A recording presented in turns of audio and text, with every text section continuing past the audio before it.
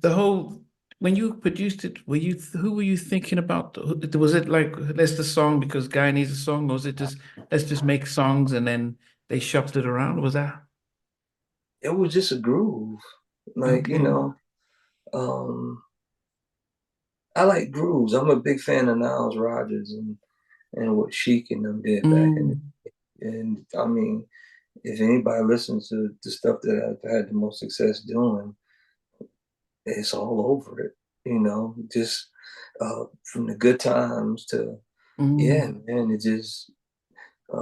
and another group was GQ. They had, I believe in, um, there's a, there's a, there's a spirit to music. mm, Um, uh, I'm 54. The music that I grew up on from the We Are Family, I Got All My Sisters in Me.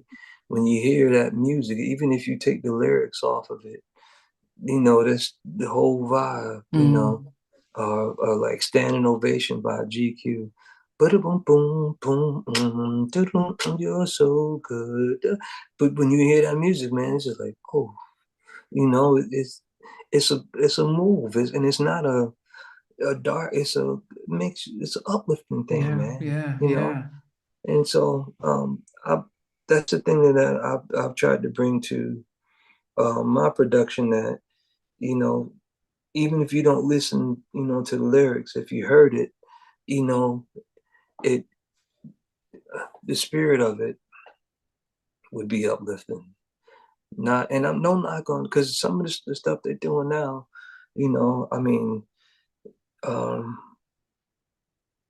like I can appreciate it for the complexity of the progressions and how it sounds, but it takes on a real dark, grimy, like and it's funny because I always see people when they hear something that sound real is well, suppose they sound good or whatever, and they hit them real good, they ooh like oh, and I'm like that ain't I get it because it's but I don't know. That's music, man. Yeah, but just trying to summarize because Dancing was the first record by Guy in 20 years. So it was their first record after 20 years. So Teddy had done Blackstreet and all that Right. stuff. But it was also their highest single on the Billboard 100. It hit the top 10. So that was big for Guy. I didn't know Um, that. yeah, so that was the highest the biggest the single for Guy. Um, you've already brought the track. Teddy then comes in. Um, are you there with irons and stuff recording the vocals, or does Yeah, Teddy just we went to Virginia. okay, yourself and Eddie, or just you? Me and Eddie, we drove down there. I mean, listen, if anybody's been in one of Teddy's session, ooh-wee, when he plays something that he like, ooh-wee, I'm talking you. It was almost so loud that it hurt my ears, man. But it sounds good. But it's just like, Yeah, Rodney, Dark Child, he talks about when you hit when Teddy, yeah, he talks about Teddy's system and how loud, hmm. and I think he got that from Michael, because Michael seemed to say, You ever stand in front of you ever go to a concert and stand in front of one of the bass traps at a concert? And I'm talking about the bass, the kind of bass almost change your heartbeat rhythm. I'm like, oh, wait a second. I got to move. Oh, nuts. Yeah, So we went you to Virginia. okay, your We went, future studios and stuff. Did you meet up with Eric then? Oh, had Eric left? Okay, well, Eric Eric was was already there. He was already there. When no we when when you we wait, went when we went to do the dancing record, Eric was in Blackstreet. oh I Eric is thought singing on the record. dancing? Yeah. No, I thought he's not in the credits though. Are you serious?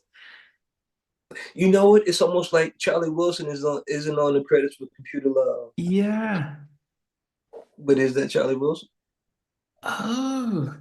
So okay. Um So so Aaron comes in, he's singing the lead, and then I always used to think it was just Aaron and Teddy doing the backing vocals. Okay. No, as a matter of fact, they took the vocals right off of that DPS machine that matter of fact, the vocals that I recorded in my room or using a Focusrite preamp and straight into the DPS 12. And what was it, like a C414 mic? And Teddy and them flew right in, and that's the vocals you hear. Even Veronica's. All that was recorded in my room, the backgrounds. So then, when you're co-producing after you've already done that, what does Teddy change, and what happens that? The drums. I mean, I had my drums, what I thought they liked it, but man, he came in and he started EQing, and he probably did I think he substituted maybe a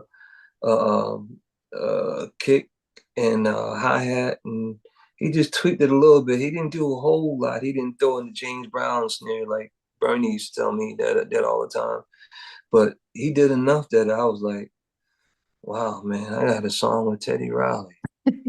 Who knew from the time I heard Groove Me, before I even left South Carolina, that I would get a chance to have my name next to this guy, man. Did he remember you from Bernard introducing Probably you back? not. I even asked him. You know how many people he met? You know, when you start doing stuff like that, you get to, oh yeah, man, yeah. Okay, he did do it. So okay, but yeah, were you the success of it? Because it was a big single. It was the lead single for Guy. When I don't know who it was, what A&R that called me and Eddie and told me and Eddie, hey man, they just had a meeting and they picking you guys' song as the first single. I was like, nah. So yeah.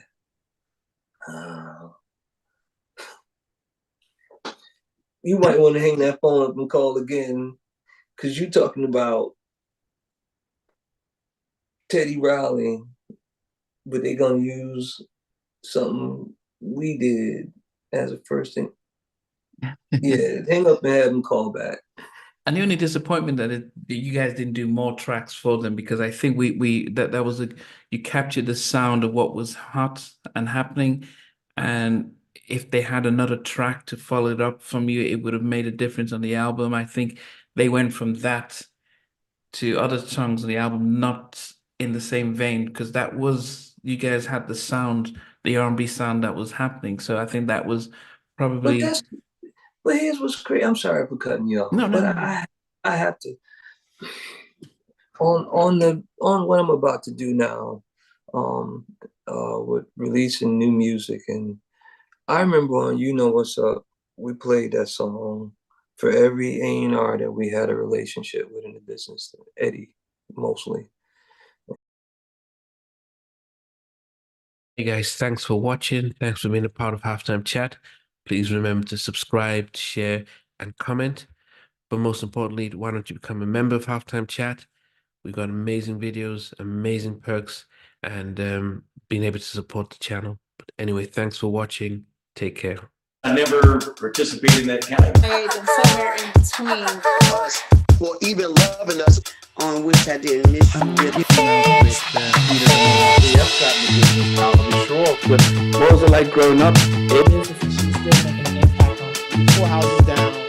I have a couple of pieces. Trying to get this one and that one. That works for you, but just for me, No. Okay, you okay? They don't understand what Jonas Boyz are winning all spirits. Play it. I mean, I love all different genres.